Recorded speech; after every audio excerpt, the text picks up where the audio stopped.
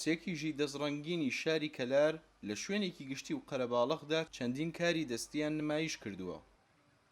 ئەوان خۆیان هەڵدەستن بە چنین و دوورین و دروستکردنی کەرەستەی ڕازاندنەوە و لە شوێنە جیاوازەکاندا بە شێوەیەکی گەڕۆک نمایشیان دەکەن بۆ فرۆشتن.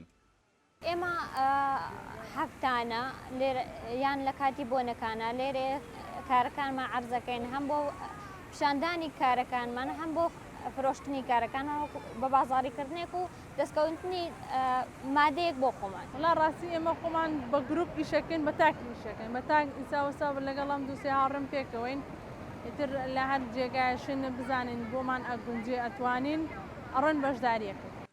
ئەو بەرهەمانەی ئەم کیژانە دروستیان دەکەن جیاوازن، بەڵام بە شێوەیەکی گشتی بۆ نوبەرامێکی کوردانەی هەیە کە لە ڕابردوودا و لە ژیانی لادەیەکاندا بەکار هاتوون.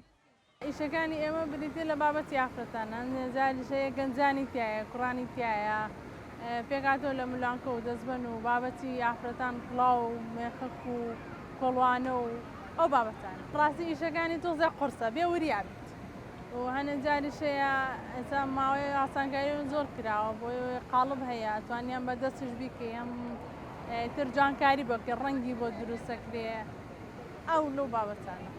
ئەوان ئەم کاریان گۆڕیەوە بۆ بازرگانێکی بچووک و سەرڕای نیگەرانیان لەوەی بەشێک لە خەڵک وەکو وڵاتانی تر لە گرنگی کاری دەستی فام ناکەن، بەڵام بەردەوامن و دەیانەوێت ببێتە سەرچاوەیەکی دارایی سەربەخۆ.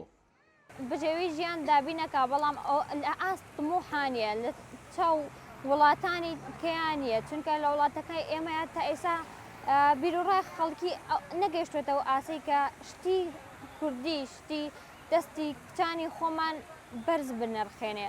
تا ئێستا ئەو شتەمانلا نییە، لە هەموو وڵاتێکە ئیشی دەست لە پێش هەموو شتێکەوە، بەڵام تا ئێستا لای خۆمان نەگەیشتێتەوە ئاستە. لە کاتێکدا ژنان و کچان لە ئێستادا و بە پێچەوانی ڕابردووەوە هەڵدەستن بە دامەزراندنی بازرگانی تایبەت بە خۆیان و لەو ڕێیەوە هەوڵ دەدەن لەسەر پێی خۆیان بوەستن، کاری دەستی و هونەری بە شێوەیەکی گشتی یەکێکە لەو سێکتەرانی کە کچانی هەرێمی کوردستان زۆر گرنگی پێدەدەن.